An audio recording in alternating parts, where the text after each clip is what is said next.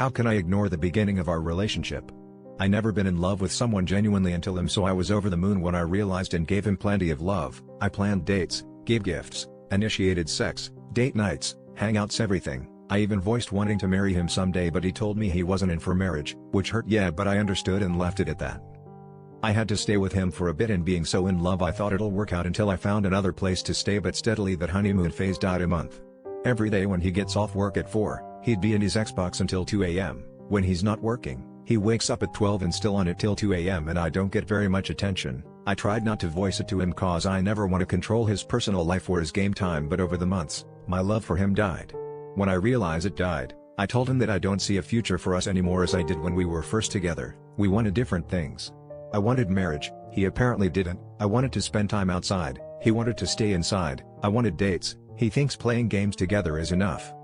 I voiced that I didn't want it to end like this, mostly for the fact I had nowhere else to go, and asked him to be patient with me as I try to navigate my feelings back. He asked how he can fix this, and I told him spend more time with me.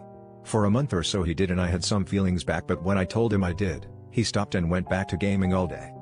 During times we've had serious talks, he's cried and no progress was ever made, as if would end with me reassuring him. There are times he called me names like manipulative and how in his eyes, because I don't like his game, to him and praying for his downfall. He even said something that made me even more insecure about myself as I'm trying to detransition, and as much as it hurt, it made me even more determined to have my feminine looks again, because in that moment I went, if I look like this, I can find someone who actually tries. I'm still trying to detransition, but not with that mentality anymore.